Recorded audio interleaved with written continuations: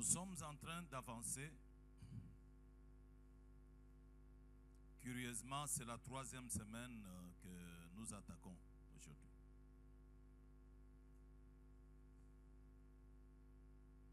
Après avoir parlé du but, je veux vraiment que ça soit bien suivi. Chaque étape a sa raison d'être. Les buts. Ne vivez jamais sans but. Ne faites rien sans but. Là où vous n'avez pas de but, abstenez-vous. Retenez-vous. Ayez un but. Ne faites pas des choses par formalité. Parce que la vie, vous la vivez pour vous-même. Ne commettez pas l'erreur d'entrer dans le formalisme. Et puis, cette vie que nous l'avons une seule fois. Selon qu'il est écrit dans Hébreu, car il est réservé à tout homme de mourir une seule fois. Si tout homme doit mourir une seule fois, c'est que tout homme a une seule fois pour vivre. Ne commettez pas l'erreur. Ne prenez pas celui que vous voyez là pour modèle. En termes de destinée, sur la terre, il n'y a pas deux personnes identiques. Chacun de nous est un modèle spécial et particulier. Et ce que je vais vous demander dans la vie, c'est d'aimer votre vie, d'aimer votre parcours. Il est vrai que votre parcours pourrait être jonché de certaines réalités fâcheuses. Si vous aimez votre parcours, vous resterez dans ce parcours-là. Il n'y a pas de parcours stérile avec Dieu. Même ce qui semble être noir, ténèbres, si vous y restez, derrière ces ténèbres-là, la lumière finira par paraître. Le problème, c'est lequel? Je marche, mais j'ai les yeux fixés sur la marche de l'autre. Et comme dans l'esprit de tout le monde, il fait toujours beau de l'autre côté de la montagne. Les gens n'acceptent pas leur réalité comme étant les meilleurs dans lesquels Dieu les a placés. On pense que mieux, c'est avec l'autre. Dieu du ciel, je ne vois personne sur la terre qui vient sans volonté de Dieu. Parce que celui qui nous envoie dans ce monde n'est pas un homme. Celui qui nous envoie dans ce monde, c'est Dieu. Dieu, de même, il t'a donné ton visage à toi. De même, il t'a donné la taille que tu as. De même, Dieu a aussi défini ta marche sur la terre. Il est question de faire confiance à Dieu et puis vous faire vous-même confiance. Ça ira. Donc, on vit pour un but. J'insiste, pour un but. Et alors, en vivant pour un but, vous devez faire attention. Sur la terre et dans l'église, vous trouverez des chrétiens et des christianisés. Et ce qui nous pose beaucoup de problèmes, ce ne sont pas des chrétiens. Ce qui nous pose beaucoup de problèmes, c'est des christianisés. Et les christianisés nous ont envahis dans tous les domaines de notre vie, même à l'église. Plein de christianisés. Quand vous allez à l'intercession, il y a beaucoup de christianisés. Vous allez dans des chorales, beaucoup de christianisés. Vous allez parmi les prédicateurs, beaucoup de christianisés. Vous allez parmi les évangélistes, beaucoup de christianisés. Au point où vous avez un taux de ce qu'on appelle serviteurs très élevé, mais quand vous arrivez à l'église, c'est une minorité qui est engagée et l'église fonctionne avec des personnes à compter au bout de doigts. Le problème, c'est lequel? C'est parce qu'il y a beaucoup de christianisés. Et ne vous en faites pas, je vais parler et je vais encore parler. L'église n'est pas une affaire de christianisés. L'église est une affaire de chrétiens. Le monde que vous voyez ici est fatigué de christianiser. Le monde a besoin de nouvelles créatures. Regardez comment nous souffrons. À tout niveau de notre société. À l'église, on souffre. Dans les institutions du pays, on souffre. À un moment donné, on s'arrête, on regarde à qui faire confiance. Vous laissez les femmes des gens entre les mains de celui qui dit qu'il a l'onction. Quand vous rentrez le soir, il les a déjà transformées en femmes. Vous prenez l'argent, vous donnez à quelqu'un. Vous lui faites confiance. Il est ministre, il a des responsabilités. Quand vous rentrez le soir, il n'y a rien. Nous ne serons pas médiocres. L'église n'est pas un cadre de médiocres. L'église est le cadre des hommes et des femmes excellents. Et puis le péché, on ne le protégera pas. Si vous avez besoin de quelqu'un qui protège le péché, il n'est pas ici. Ici, il y a quelqu'un qui dénonce le péché et qui montre le chemin.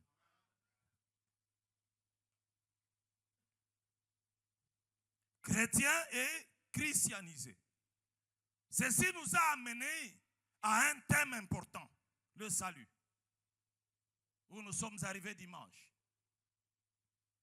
Et nous avons dit, les jours où le monde aura la véritable révélation de ce qu'on appelle salut, tout le monde va sortir des petites bohéries, des annexes pour chercher à entrer dans la grande maison qui s'appelle salut. C'est la plus grande bénédiction. Et le salut, c'est ça même la beauté plutôt, la beauté de la vie et la marche avec Dieu. C'est le salut. Lorsque quelqu'un entre dedans, il découvre des choses extraordinaires dans le salut. Quelqu'un qui est dans le salut, il y a des choses qu'on ne lui explique pas. Des choses qu'il comprend. Parce que le salut, c'est ça le mystère de Dieu. C'est le salut. Et quand on arrive au salut, on découvre que le salut vient de la bonne nouvelle, qui est l'évangile. L'évangile. Et cet évangile nous annonce que Dieu nous aime. Dieu nous a aimés. C'est la bonne nouvelle. Deuxième bonne nouvelle, Dieu nous a donné. C'est la bonne nouvelle. Troisième bonne nouvelle, Dieu a sacrifié. Waouh, ça devient fort. Quatrième bonne nouvelle, Dieu a ressuscité. Celui qui est mort, il n'est plus dans la tombe. Il est déjà sorti de la tombe. Et alors, cinquième bonne nouvelle, celui que Dieu a ressuscité, il l'a glorifié. Voilà pourquoi la Bible dit, il lui a donné. Alléluia. Il l'a d'abord souverainement élevé. Et puis, lui a donné le nom qui est au-dessus de tous les noms. Et devant le nom de Jésus, tout genou fléchit dans les cieux, sur la terre et sous la terre. Votre Seigneur à vous, Dieu l'a glorifié. C'est lui qui est dans la gloire. Et devant lui, pendant que je parle, les anges s'inclinent, les créatures s'inclinent, les hommes s'inclinent, toute langue. Au Congo, on confesse qu'il est Seigneur. En Allemagne, on confesse qu'il est Seigneur. En Amérique, on confesse qu'il est Seigneur. Au Japon, on confesse qu'il est Seigneur. En Inde, on confesse qu'il est Seigneur. Il est Seigneur ici. Il est Seigneur là-bas. Il est Seigneur partout. Il est Seigneur. Parce que Dieu l'a glorifié. Ce que j'aime, c'est quand la Bible dit, le Seigneur l'a glorifié. Et il a pris toutes choses, il les lui a soumises. Alléluia. Mais lui-même reste soumis au Père. Jésus. Vous savez, quelque part je me rappelle, avant d'aller à la croix, il dit à son Père, j'ai fait ce qu'il fallait faire.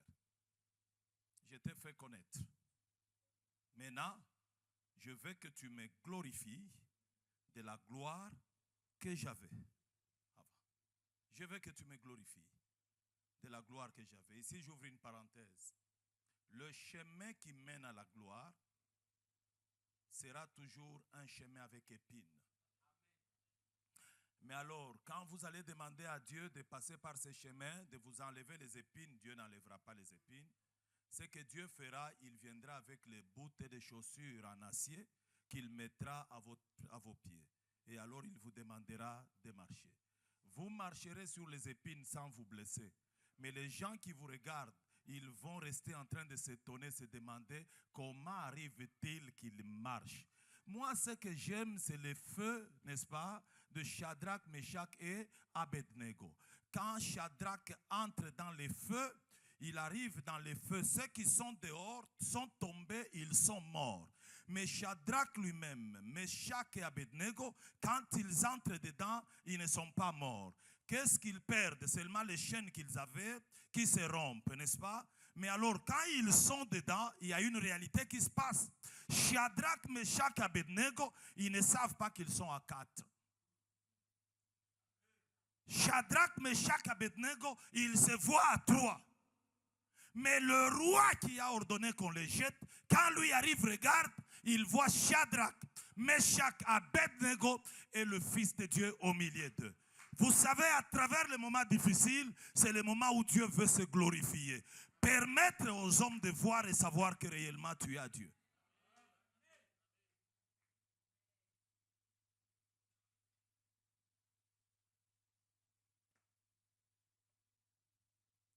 Dieu a glorifié Jésus-Christ. Selon qu'il est écrit, car Dieu a tant aimé le monde qu'il a donné son Fils unique, afin que quiconque croit ne périsse point, mais qu'il ait la vie éternelle. Que signifie salut alors? Le salut est le fait d'échapper à la condamnation éternelle. Je vais lentement. Le salut est le fait d'échapper à la condamnation éternelle. Échapper à la séparation définitive d'avec Dieu. Ça, c'est le salut. Lorsqu'on dit quelqu'un a reçu le salut, il a échappé à la condamnation et puis il a échappé à la séparation définitive d'avec Dieu. Parce que le plus grand danger, ce que nous devons craindre, nous tous qui sommes assis ici, c'est d'aller vous retrouver que vous êtes séparés éternellement avec Dieu. Ça, c'est irréparable. Ça, c'est la chose insupportable. Insupportable.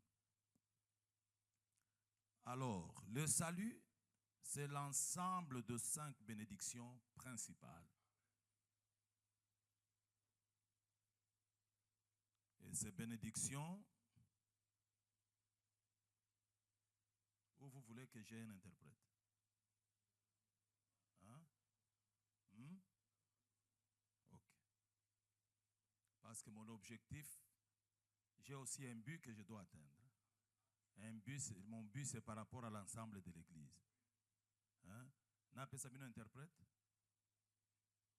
Bon, ça va. De toute façon, vous êtes l'Église. Et puis même quand on dit alobaka français, c'est une façon de parler.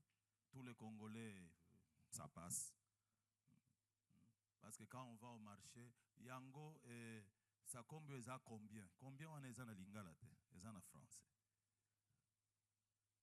Alors on rentre, je veux aller vraiment que vous puissiez me suivre. La notion du salut, je l'ai dit, si l'Église souffre, c'est parce qu'on n'a pas maîtrisé ce que l'on appelle salut. Et beaucoup de prédicateurs évitent de toucher le salut. Parce que par moments, c'est son explication qui est un problème. Et lorsque les gens découvrent le salut, c'est tout. Leur vie change automatiquement. Parce que c'est une richesse incommensurable. Le salut. C'est ça la profondeur même de Dieu, le salut. Alors, salut, ce n'est pas une bénédiction. C'est plusieurs bénédictions mises ensemble. Mais dans ces bénédictions-là, moi j'en ai pris 5 qui sont principales Et ces bénédictions-là sont des fondements, n'est-ce pas, de la foi chrétienne. Donc, pour comprendre le salut, tu ne parleras pas d'une bénédiction. Il faut ces bénédictions et il faut le vivre d'une manière cumulative.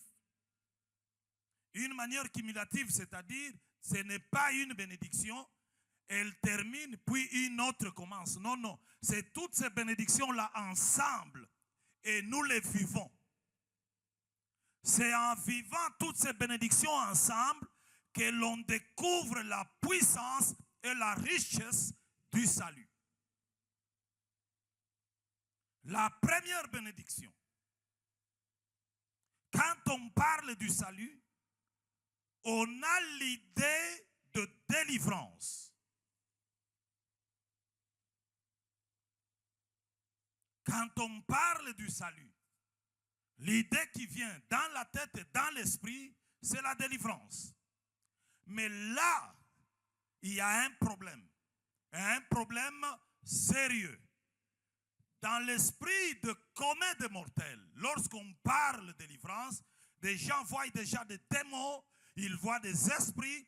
On a besoin de gens avec onction, entre guillemets, pour chasser les démons. Et ce que l'Église attend, c'est voir tout le monde tomber, les gens se relever, les gens se rouler dans la poussière. Alors on parle de délivrance. Lorsqu'on parle du salut, la délivrance du salut n'est pas délivrance d'abord par rapport aux démons. La délivrance du salut, c'est la délivrance par rapport au péché. Parce que vous devez savoir, entre les démons, les esprits et le péché, c'est le péché qui est plus dangereux que les esprits. Et si les esprits peuvent accéder dans la vie d'un homme, d'une femme, c'est à cause du péché. La porte que le diable ouvre, c'est la porte du péché. Là où il y a le péché, les démons entrent. Là où il n'y a pas le péché, les démons ne dominent pas. Voilà pourquoi le salut vient nous mettre à l'abri de la domination, de principauté, de puissance, de démons. Parce que c'est lui qui a Christ, qui a reçu le salut. Il est sorti du péché, délivré du péché. Et alors, le diable et les démons ne savent pas avoir de l'ascendance sur lui. On est ensemble. Hein? Je vais dire ceci à l'église. La première délivrance que l'on doit recevoir lorsqu'on vient à Christ, c'est la délivrance du péché.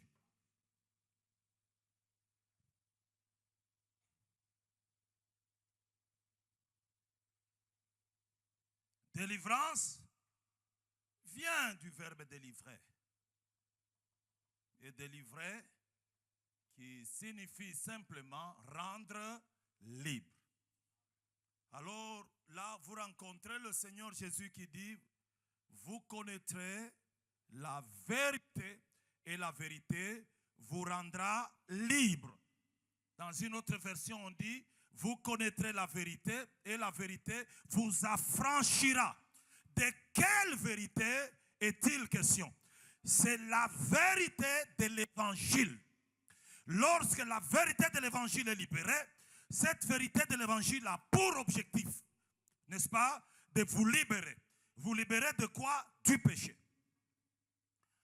Tout homme né de la femme, vous devez le noter, est esclave du péché. Toute femme née de la femme est esclave du péché. Tout le monde. C'est ainsi que quand on parle, nous disons, nous avons des esclaves en sac de raffia. Nous avons aussi des esclaves en costume avec cravate. Celui qui n'a pas le salut, c'est un esclave. Même s'il porte le costume qui coûte extrêmement cher, il a une cravate, il a un bon parfum, ça ne dit absolument rien. Aux yeux de Dieu, quand Dieu le regarde, c'est un esclave. Et je vais ici ouvrir une parenthèse. Mes amis, il n'y a pas d'esclaves qui ont de droits. Est-ce qu'on m'a saisi? Un esclave perd ses droits. Et dans la marche avec Dieu, tous ceux qui sont esclaves du péché n'ont pas de droit devant Dieu. Voilà pourquoi je vous ai dit ici, on ne peut pas organiser une campagne de prière avec des païens qui n'ont pas encore connu Christ. Ils ne recevront absolument rien parce qu'ils n'ont pas de droit dans la maison du Père. Ce sont des esclaves. Ce sont des esclaves.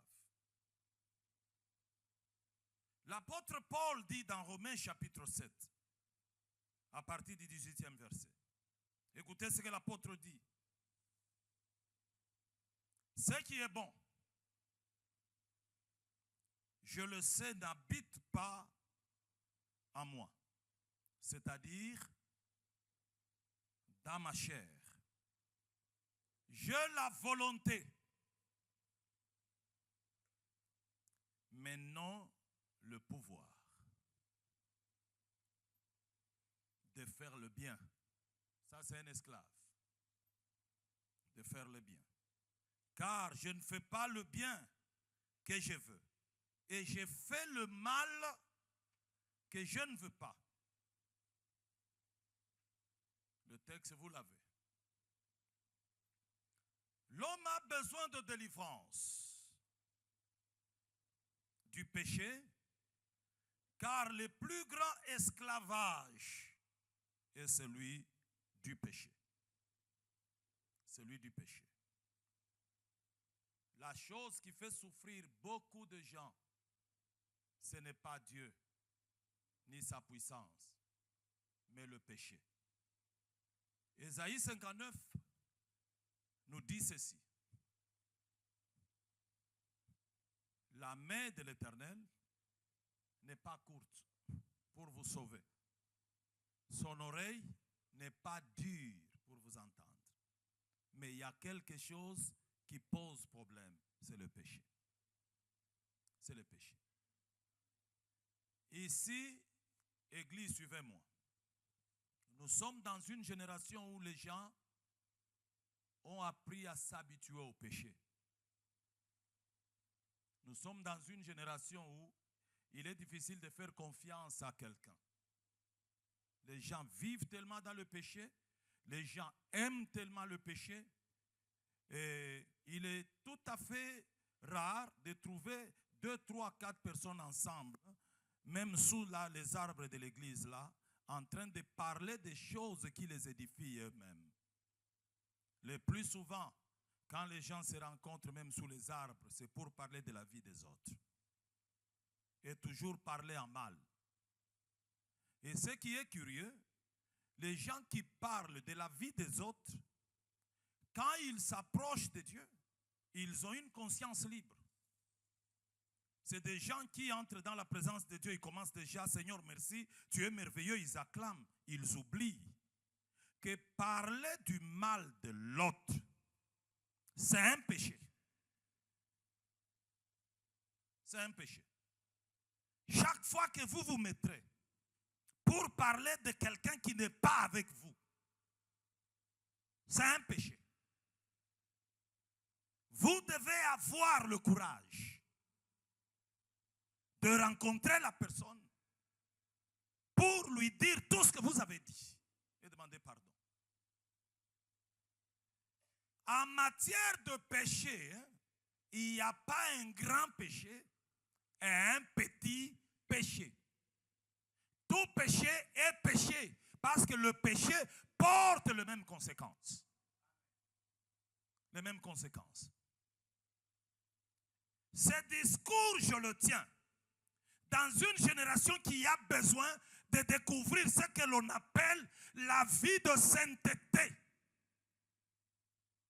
On ne peut pas recevoir Christ, on ne peut pas recevoir le salut et mener la vie de désordre. Impossible. Regardez.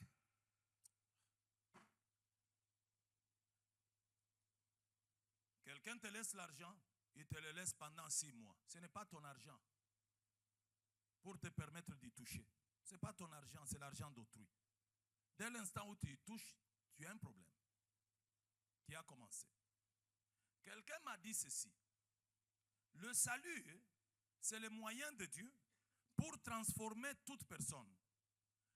Quelqu'un qui n'a pas été à l'école, qui n'a pas reçu une bonne éducation dans sa famille, quand il vient au Seigneur Jésus, il reçoit le salut. Cette personne-là change totalement.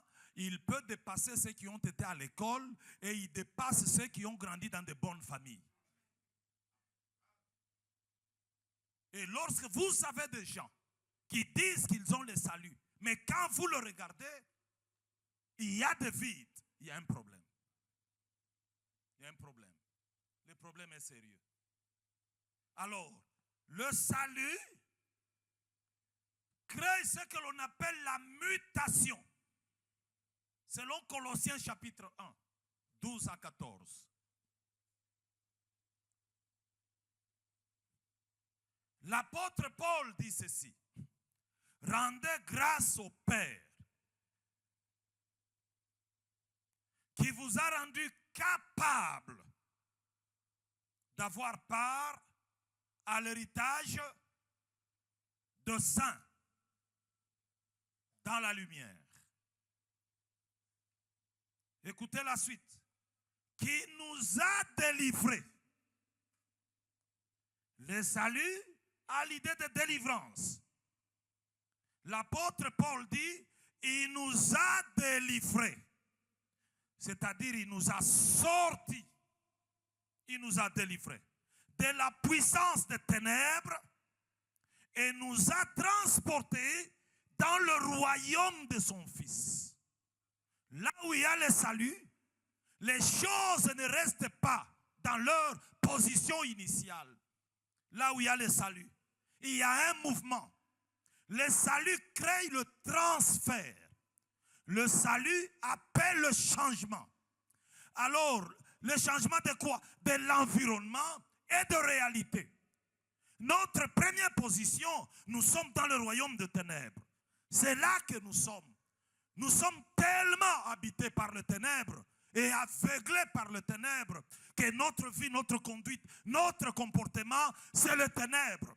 Il y a un désordre dans notre façon de vivre parce que nous sommes dans le ténèbre. Et le milieu où nous sommes, il est contrôlé par les principautés et les esprits. Parce que c'est un milieu de ténèbres, un milieu de péché. Alors, qu'est-ce qui arrive lorsque nous recevons Christ? Parce que la Bible dit à tous ceux qui l'ont reçu, ceux qui croient en son nom, il a donné le pouvoir de devenir enfants de Dieu. Et ce pouvoir-là ne vient pas d'un homme. Ce pouvoir ne vient pas du sang, ni de la chair. C'est un pouvoir qui vient de Dieu. C'est Dieu qui l'a voulu. Alors, il a donné le pouvoir de devenir enfant de Dieu. Et Paul, aux Romains, il déclare, il dit, si tu confesses de ta bouche le Seigneur Jésus, et si tu crois dans ton cœur que Dieu l'a ressuscité des morts, tu seras sauvé. Qu'est-ce que ça signifie être sauvé? Ça signifie que Dieu te transporte spirituellement du royaume des ténèbres, le royaume des péchés, vers le royaume des lumières. C'est là que Dieu t'amène. Tu entres dans une nouvelle vie. En langage simple, Dieu te fait partir de l'ancienne vie vers la nouvelle vie. La différence entre les deux vies, ça c'est une vie de sainteté, une vie de pureté où Dieu t'amène.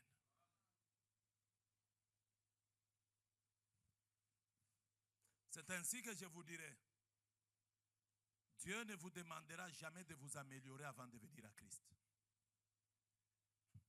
Je peux y revenir. Dieu ne vous demandera jamais d'être bon par vous-même avant de venir à Jésus. Vous savez pourquoi? S'il y a l'équation la plus difficile pour l'homme, c'est de se libérer par rapport au péché. L'homme avec ça, s'il y a quelque chose qui est bon pour lui, c'est le péché. Vous mettrez le bien ici, vous mettrez le mal. Si vous appelez l'homme sans Christ, il choisira le mal. C'est ainsi que vous voyez quelqu'un qui a sa femme dans la maison, n'est-ce pas? il peut la laisser, mais on va l'attraper dans une toilette avec une autre femme. Ça, c'est la nature de l'homme sans Christ. Il est tellement enclin vers le mal. L'inclinaison dans nous tous, comme on est assis là, c'est l'inclinaison vers le mal. L'inclinaison vers le mal. Alors Dieu ne vous demande pas de fournir un effort, vous. Tous ceux qui ont essayé de fournir un effort en dehors du salut, ils sont devenus christianisés et hypocrites. Et nous avons plusieurs personnes qui sont hypocrites. On devient hypocrite à partir du moment où on veut prendre la croix sans Christ. Personne ne portera la croix sans Christ. La croix, nous la portons avec Jésus. Sans Christ, elle pèse tellement que tu vas la déposer. Alors, qu'est-ce que Dieu vous demande? Dieu vous demande de recevoir le salut. C'est lui qui reçoit le salut. Papa, il sent lui-même que les choses ont changé. Parce que le travail que l'Esprit de Dieu fait, ce n'est pas un travail extérieur.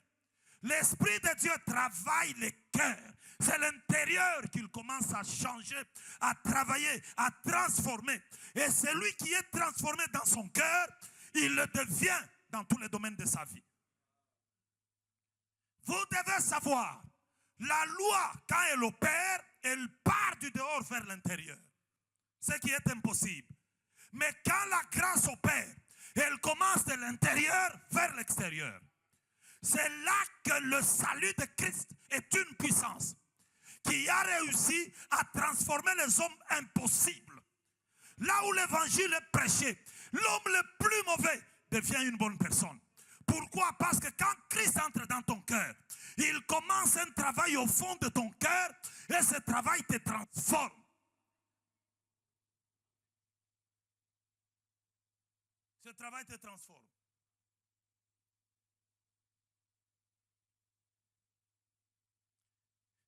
C'est à ce niveau que vous voyez les résultats du salut. Dans 2 Corinthiens 5, 17. Si quelqu'un est en Christ, si quelqu'un a reçu le salut, qu'est-ce qu'il devient? Une nouvelle créature. Le salut n'a jamais réparé les hommes. Je veux qu'on me suive. Le salut n'a jamais amélioré une personne. Je pèse les mots, n'est-ce pas? Le salut n'a jamais réparé une personne. Le salut n'a jamais amélioré une personne.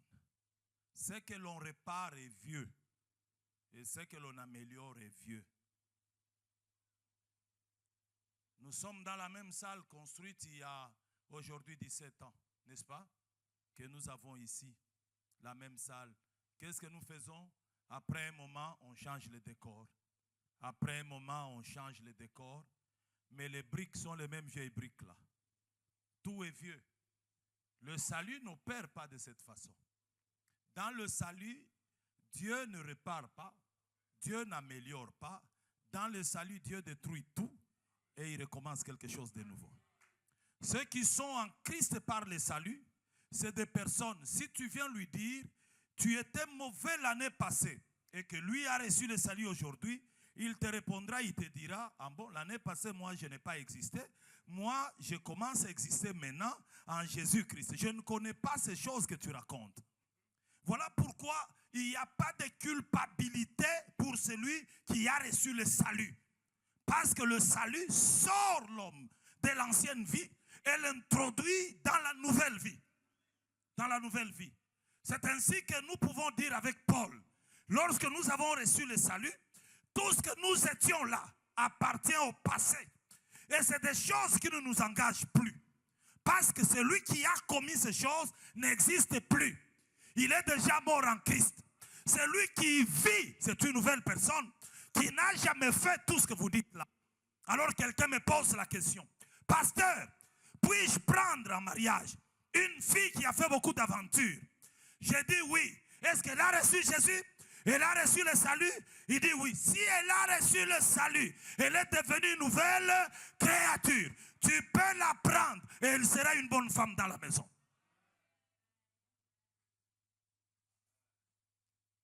Vous savez, une fille qui est avec Jésus, qui a reçu le salut, elle est mieux qu'une vierge qui n'a pas de salut.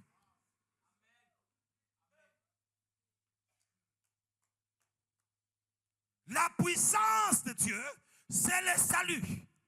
Bien-aimé, ne venez pas à l'église sans objectif du salut. Venez à l'église avec l'objectif du salut. Et ça n'a jamais été compliqué. Il n'y a pas de prix. C'est ton cœur qui s'accroche à Christ. Toi-même. Et lorsque Christ vient dans la vie d'une personne, du point de vue physique, il n'y a rien qui change. Si tu pesais 52 kilos, tu vas continuer à peser 52 kilos. Du point de vue physique, rien ne changera, mais du point de vue spirituel, c'est tout qui change. C'est tout qui change. Donc, première chose, lorsque l'on vient à Christ, ce que vous devez noter, Dieu nous délivre. Nous délivre. Arrêtez de perdre votre temps à aller chercher des gens, délivrance, parce que vous savez, on a tellement détruit le mental de chrétien au point où le chrétien voit le démon partout, le chrétien voit la possession partout. Et puis, je me demande, cette possession et délivrance qui ne peut jamais prendre fin. Il y a des personnes ici, ils sont passés par la délivrance en 2014, n'est-ce pas? Et en 2015, nous avons reçu encore un autre prédicateur ici. Ils sont venus avec les mêmes problèmes pour avoir la délivrance. On a prié pour eux. En 2018, nous avons organisé une grande rencontre. Les mêmes problèmes. Il vient, il le pose. Moi-même aussi, j'ai rencontré des personnes. Je vais travailler dans leur église. Il vient, il dit, en tout cas, moi, j'ai des problèmes qui nécessitent la délivrance. Merci beaucoup. On va prier? Oui, mais avant de prier, je veux savoir. Ces problèmes, ton pasteur le connaît? Oui. Tu avais déjà parlé avec le pasteur? Oui. Qu'est-ce que le pasteur a fait? Il avait prié pour moi. Bon, maintenant, si le pasteur avait déjà prié pour toi, qu'est-ce que tu viens chercher que moi je fasse? Non, parce qu'apparemment, je vois les choses qui ne marchent pas. Dis-moi qu'est-ce qui ne marche pas. Oh, partout où je vais, vous savez, je ne trouve pas du travail. Il n'y a pas que toi qui ne trouves pas du travail.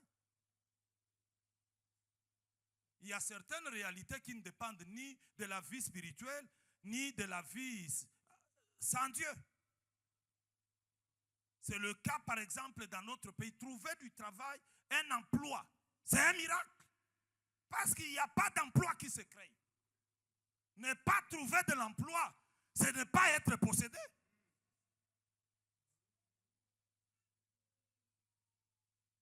C'est comme le mariage. Dans un environnement où les jeunes gens ne travaillent pas, ils n'ont pas d'argent en main, ils vont se marier comment? C'est ainsi que vous voyez des jeunes gens ici, jusqu'à 40 ans, 45 ans, d'autres 50 ans célibataires. Il a peur de commencer ces choses-là. Ce n'est pas comme au village, où on se réveille le matin, on va au champ, on rentre le soir, déjà à 18 ans, 17 ans, on a pris une femme. Mais alors, dans cet environnement, où les hommes se posent la question, si je la provoque, elle va dormir où? Nous allons vivre comment? Toi, tu ne peux pas venir me dire, papa, regarde, je ne trouve pas de mari, et apparemment j'ai le masque, et je suis possédé, il faut me délivrer. Et il y a certaines délivrances qui ne sont que dans votre esprit. Vous devez faire attention. Le mal que vous acceptez va vous gérer. Le mal que vous refusez, il vous quitte. C'est pour ça que Jésus a dit, ce que vous lierez sur la terre, ce que vous allez refuser sur la terre, sera refusé dans le ciel. Nous avons des problèmes qui ne concernent ni le diable, ni les démons, ni les anges, mais qui ne nous concernent que nous-mêmes dans notre mental.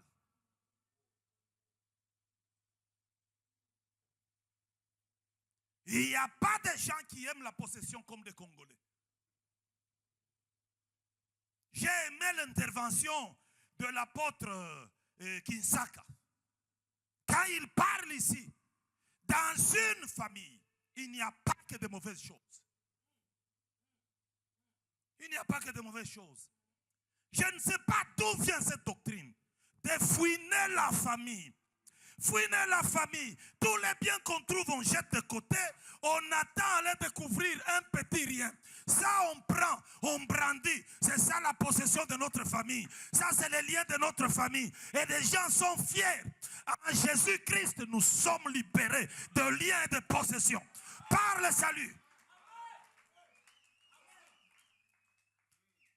Moi, je ne suis pas possédé. Je ne le serai pas.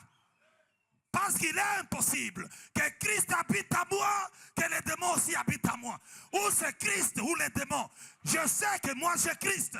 Et là où il y a Christ, rien d'autre ne peut habiter.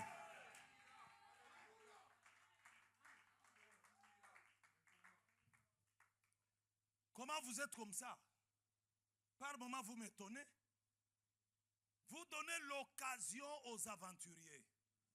C'est ainsi que les gens se permettent d'entrer dans vos maisons et dire, dans la télévision là, il y a un esprit. Et puis le congélateur aussi, vraiment, tous les problèmes que vous avez dans la maison passent par le congélateur. Et puis il sort et regarde la Jeep dans le garage, il dit, ce véhicule-là, Dieu dit, tu me le donnes. Parce que la mort va passer par là. Et puis toi, tu prends le véhicule, tu donnes à un aventurier. Écoutez-moi, la parole de Dieu ouvre les yeux, ouvre l'esprit. Vous connaîtrez la vérité et la vérité vous affranchira. Quelqu'un qui reçoit le salut, suivez-moi. Il cesse d'être étranger aux choses de Dieu. Parce que Dieu habite en lui.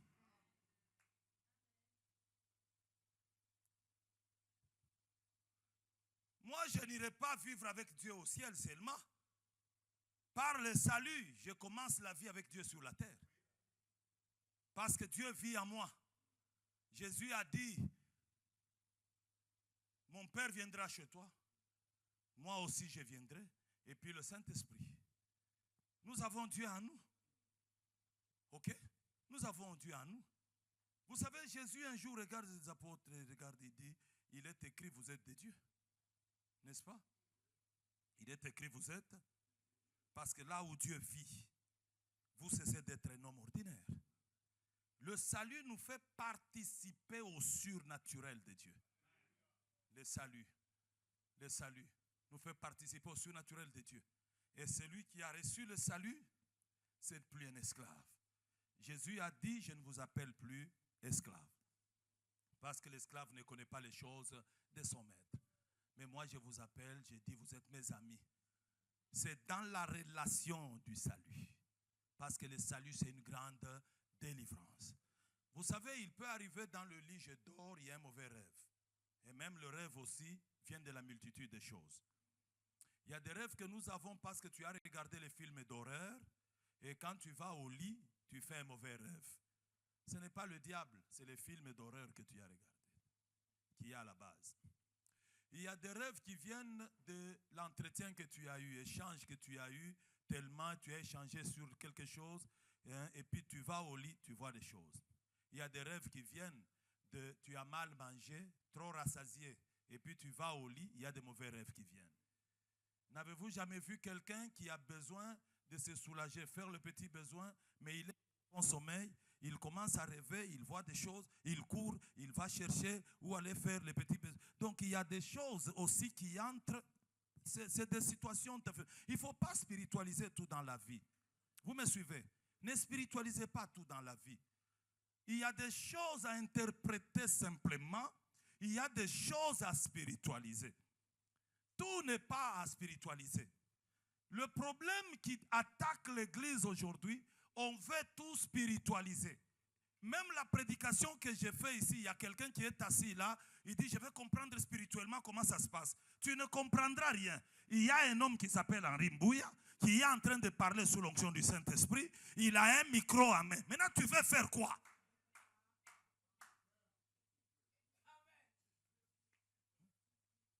Il y a l'autre, non, pour le comprendre, il faut être spirituel. Il n'y a pas à être spirituel.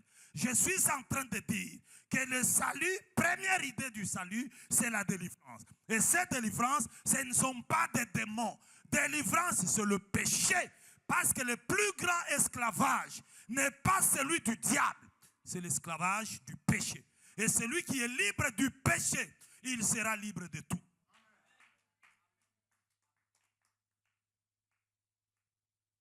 Mes filles, suivez-moi, je vais vous dire une chose. Lorsque tu es délivré du péché, ta valeur monte. Vous me suivez? Qu'est-ce qui monte? Ta valeur. Nous sommes dans un monde où, laissez-moi vous parler comme un père.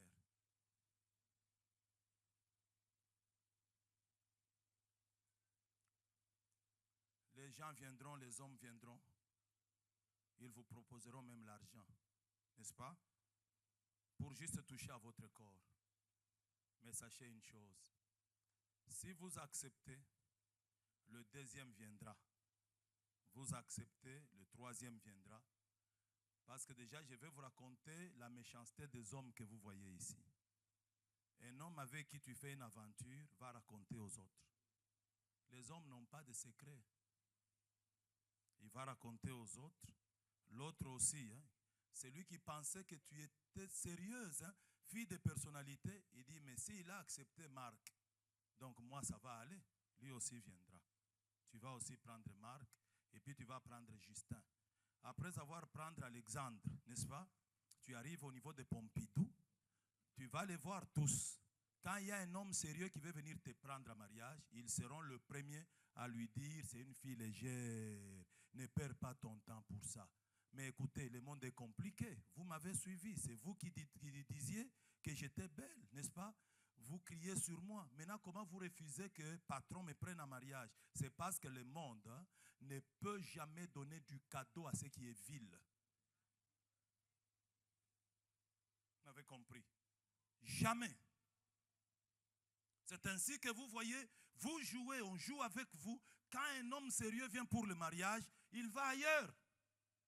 Prendre une fille. Des fois, vous la regardez, vous dites, elle n'a rien de beauté par rapport à nous. Non, non, ce n'est pas la beauté physique qui intéresse les hommes. C'est le caractère, la personnalité. Vous voyez, les valeurs cachées, c'est ce qui intéresse les hommes. Qu'on ne vous trompe pas, même dans les cabellos, il n'y a rien qui attire les hommes. Je vous ai parlé. Des fois, vos mamans ne vous parlent pas, les mamans présidentes. Elles ne vous parlent pas. En réalité, elles devraient organiser des cultes avec des jeunes filles pour leur parler. Mais je demande le département des mamans à l'église, qu'est-ce qu'elles font? Si vous ne dites pas la vérité à ces jeunes filles, nous allons leur rendre mauvais service. Non, le problème, vous devez vous organiser. C'est votre responsabilité. Et si elles ne viennent pas, poser la question pourquoi elles ne viennent pas. C'est des fois les sujets que vous affichez qui ne sont pas intéressants. Mais si vous devez leur parler comme je parle, ces filles qui me regardent dans les yeux, qui pensent qu'un homme qui vient devant, qui lui dit, tu es charmante, tu brilles comme la lune, c'est cet homme qui est important, vous induisez ces enfants en erreur. Il n'y a que le corbeau et le renard. Quand tu n'as pas de fromage, le renard ne parle pas.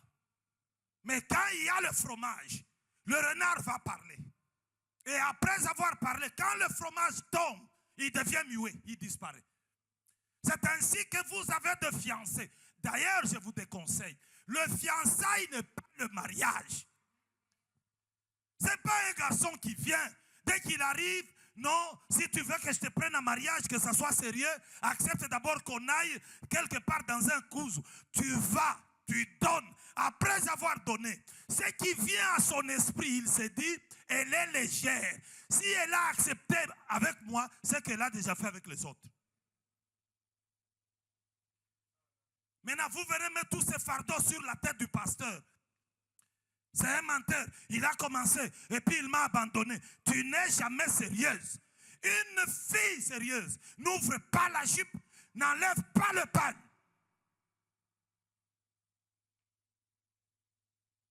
Et ça, c'est le caractère de l'Église. Qu'on ne vous trompe pas. Si tu n'essaies pas avec les hommes, eh bien ça sera difficile. Mettre au monde, ça ne dépend pas de toi. C'est Dieu qui donne les enfants. Et écoute-moi, ceux qui se gardent, Dieu le bénit. Dieu le bénit. Et puis il ne faut pas être des carcasses pour les maris qui vont vous prendre en mariage. Tu as déjà détruit le moteur original. On a remplacé avec un moteur refusé. Et puis c'est avec ce moteur refusé que l'homme de ta vie va venir te trouver. Tu n'es pas gentil. Dans la vie, l'homme se garde, la femme se garde. Les jours où vous vous rencontrez, c'est des cadeaux en sachet que l'on déballe pour un bonheur, pour une vie de joie. Et tout ça, vous avez besoin du salut. Vous avez besoin de recevoir Christ.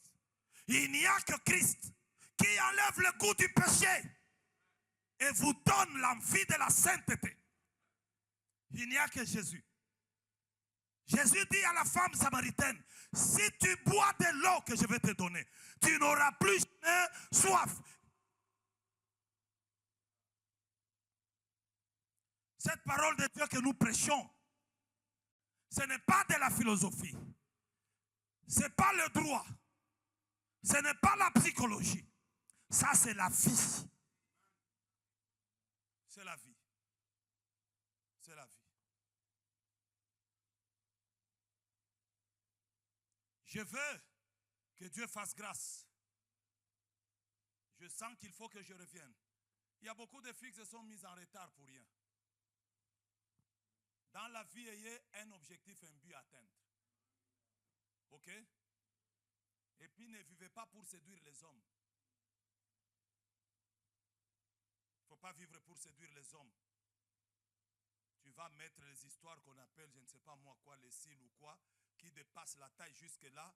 Tu mets les ongles et puis couloir, tu passes, tu penses attirer les hommes. Les hommes, on ne les séduit pas. Parce que chaque fille a un seul homme qui sera son mari. Et celui-là va t'aimer tel que tu es.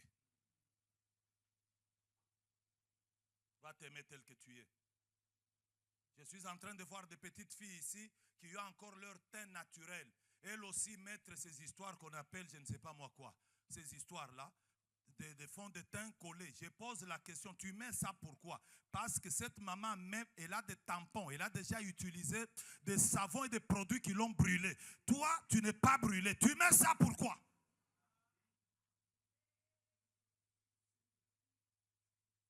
Il ne faut pas imiter des choses comme ça. Oh, je veux qu'on fasse les cheveux. Tu as les cheveux naturels. Tu n'as pas encore joui de ces cheveux. Tu vas embrouiller la tête.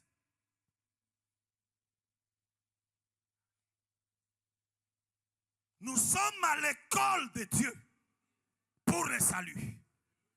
Et ceux qui sont en Christ, ils ne vivent pas comme ceux qui sont dehors. Ceux qui sont en Christ, c'est le modèle, la lumière, le sel du monde. Jésus a dit, vous êtes la lumière du monde. Vous êtes le sel du monde. Les gens n'ont pas besoin de chercher Jésus. Il suffit qu'on nous regarde pour que les gens disent, Jésus est là.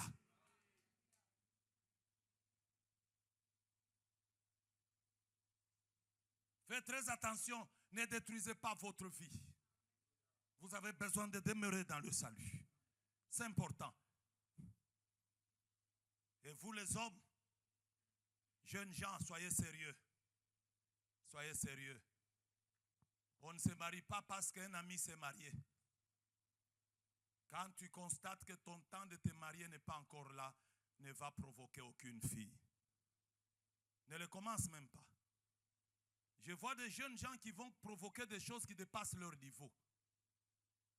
Et à la fin, c'est des problèmes. Beaucoup de problèmes.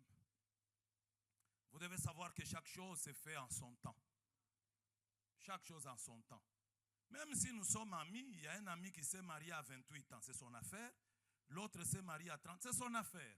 L'autre s'est marié à 32 ans, c'est son affaire. Si moi je dois me marier à 35 ans, c'est mon affaire. Après tout le mariage dont vous parlez là, il est beau devant les gens. Allez vivre le mariage dans votre maison à deux. Non, il faut absolument que je me marie vite, vite, vite. Sois calme. Elle viendra dans ta maison dans le même lit. C'est toi qui vas commencer à fuir.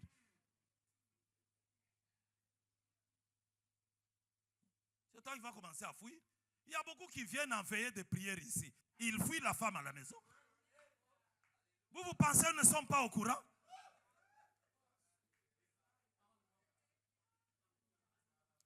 Je dis aux gens, soyez calmes. Ne détruisez pas votre foi. Pour rien. Gardez la foi. Conservez le salut. Toute chose que vous voyez là, c'est à vous. Et vous vivrez ça pleinement dans le temps de Dieu.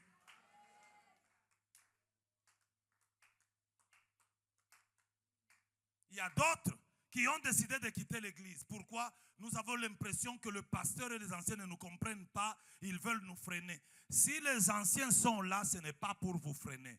Les anciens sont là pour veiller sur vous. C'est leur devoir de faire ça. Et ils sont en droit de vous dire, arrêtez, là. Pourquoi vous les appelez anciens? Ce n'est pas seulement parce qu'ils ont de l'âge. Ils ont du parcours, ils ont de l'expérience. Il y a une chose que vous devez savoir. J'ai lu la Bible, le Saint-Esprit donne 9 dons. Quand vous prenez les 9 dons du Saint-Esprit, il y a un don qui manque. C'est l'expérience. L'expérience n'est pas dans les dons du Saint-Esprit. L'expérience, c'est au pied de ceux qui t'ont précédé. C'est là qu'il y a l'expérience. Maintenant, toi, tu ne veux pas écouter les anciens, tu ne veux pas écouter le pasteur. Tu vas finir dans les murs. Ce n'est pas 2 visions que tu as vues. Avec 2 visions, tu penses que l'ancien là, lui, il ne comprend rien. Non, écoute-moi. Pharaon a eu la vision. Mais l'interprétation, ce n'était pas Pharaon. L'interprétation, c'était Joseph. Un ancien peut être là. Dieu te parle. Mais la sagesse pour matérialiser, concrétiser ta vision, viendra de lui. Et puis écoutez, dans la vie, jeunes gens, on ne crache pas dans la main qui t'a nourri. S'il y a quelqu'un qui t'a encadré, qui t'a fait du bien, il faut du respect. Il faut du respect. Parce que cette génération, elle a tout. Elle sait prier, elle sait chanter, elle sait impressionner avec des versets. Mais cette génération n'a pas de politesse pour les aînés. Le respect pour les aînés, c'est la chose qui manque.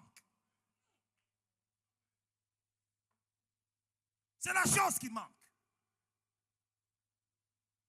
La vie chrétienne, on ne l'amènera pas en liberté, en indépendant. Je n'ai pas vu un enfant de Dieu indépendant. Je n'ai pas vu.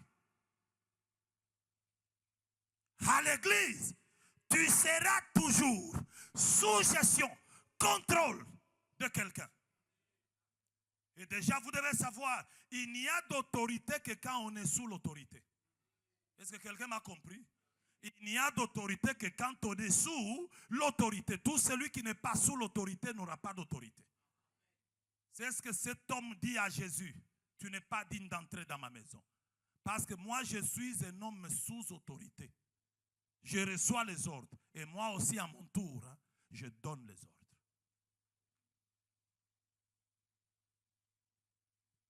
Si à l'église, nous te laissons, tu restes à la maison, personne ne te pose la question. Tu ne viens pas, personne ne te pose la question, sache que tu es déjà en brousse. Sache que tu es déjà en brousse. La véritable foi chrétienne, il faut qu'il y ait quelqu'un qui t'appelle et dit, tu es où? Je ne t'ai pas vu, qu'est-ce qui se passe? Alors tu lui diras, ces jours nous avons des problèmes à la maison. Ah, c'est quel problème? Tel problème, nous pouvons prier. l'Esprit du Seigneur. Lorsque l'Église, voilà pourquoi l'Église a celui que l'on appelle berger. Jésus dit, moi je suis le vrai, ok? Je connais mes brebis et mes brebis me connaissent.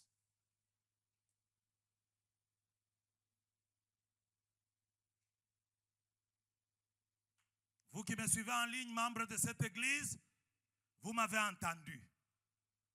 Nous n'avons pas mis le direct pour vous rendre paresseux. Le direct n'existe pas. Pour ceux qui ont le temps de venir à l'église, qui choisissent de ne pas venir, ils restent en direct. En direct, tu ne partages pas l'atmosphère de la salle. Nous avons mis le direct pour ceux qui ne peuvent pas arriver. Ceux qui ne peuvent pas nous joindre. Tous les enfants de l'église qui aiment Dieu doivent être présents. Il y a une obligation à être au culte. Parce que l'Épître aux Hébreux dit, n'abandonnons pas nos assemblées. C'est la Bible. C'est la Bible. Dieu, selon la petite expérience, il prend au sérieux celui qui est sérieux avec lui. Et celui qui est léger avec Dieu, Dieu te prendra. Et c'est grave. C'est ce qui fait qu'il y a des personnes, quand les événements commencent à bouger, le ciel bouge. Il y a d'autres, quand les événements commencent à bouger, le ciel ne bouge pas. Nous avons des personnes, quand il y a un problème, toute l'église, celui-là va avoir une vision.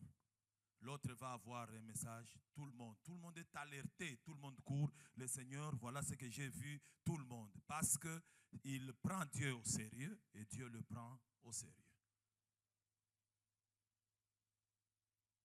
Que Dieu te bénisse, je vois tu me regardes bien avec attention. Je prie que Dieu te fasse du bien. Que tu sois modèle pour tout le monde qui t'appelle sœur.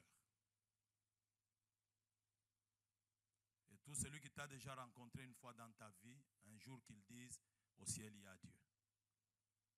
Tu sais ce que j'aime de Dieu? Dieu est le faiseur de bien. Je n'ai pas encore vu quelqu'un qui sait faire du bien comme Dieu. Vous savez pourquoi? Parce que la puissance de Dieu et sa force ne sont pas tributaires, n'est-ce pas, aux choses que Dieu a créées. Dieu est autonome. La Bible dit, il décide de part de vers lui-même. Dieu n'a pas de conseil de ministre. Il est lui-même Dieu, il est lui-même assemblé. Et il est lui-même celui qui délibère. Tu sais pourquoi Dieu a voulu que ça soit comme ça? Si Dieu avait des conseillers, on serait malheureux. Parce que quelque part, vous savez, lisez la Bible dit, quand le Seigneur a parlé du salut à venir, même les créatures célestes, n'est-ce pas, se sont inclinées pour voir c'est quoi cette dispensation de la grâce. Même les prophètes qui ont prophétisé eux-mêmes, ils se sont posé la question à un moment donné, c'est quel type de personne que Dieu a aimé tellement, donc comme qui dirait plus que nous. Parce que ce que nous sommes, même les anges s'étonnent. Parce que dans Hébreu, il est écrit, à aucun ange Dieu a dit, tu es mon fils, aujourd'hui je t'ai engendré. Mais nous sommes les fils de Dieu. Maintenant, imaginez que Dieu associe tous ces anges-là au conseil pour délibérer sur ton cas. Certains anges peuvent dire non.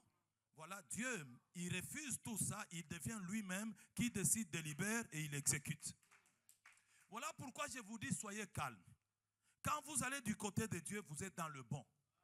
Il est vrai que certaines choses n'arriveront pas à grande vitesse comme vous le souhaitez. Mais ce qui est vrai, dans le temps de Dieu, chaque chose arrivera. Restez avec Dieu. Autant que les hommes vous abandonnent, seuls avec Dieu, que d'être avec les multitudes de personnes sans Dieu. De toutes les façons, tout celui que Dieu enlève dans ta vie ou celui qui t'abandonne, c'est une charge de moins. C'est Dieu qui est en train de t'alléger pour aller loin. Il ne faut pas le regretter. Il y a certaines personnes qui existent dans ton environnement pour rien.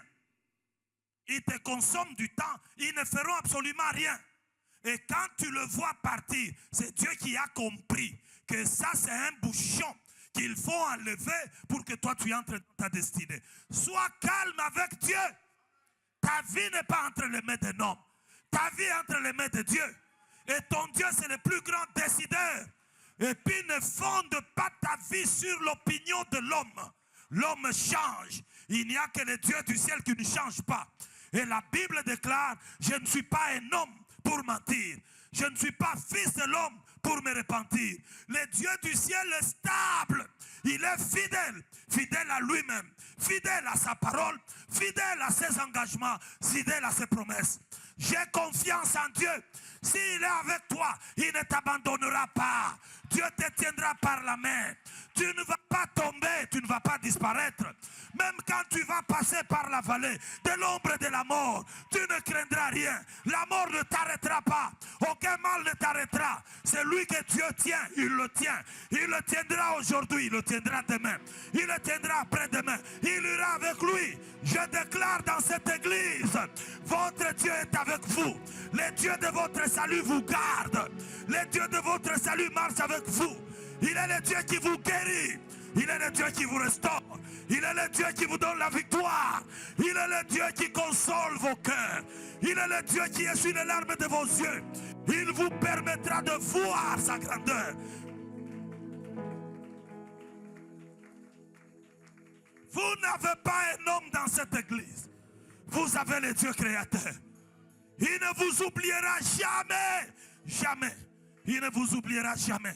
D'ailleurs, il est écrit, béni soit Dieu, le Père de notre Seigneur Jésus, qui nous a bénis de toutes sortes de bénédictions dans les lieux célestes. Il ne nous bénira pas, il nous a déjà bénis. Nous sommes déjà bénis. Ceux qui attendent la bénédiction sont en retard. Waouh! Sur le chemin du salut, commence à bénir le Seigneur. Commence à lui parler sur le chemin du salut.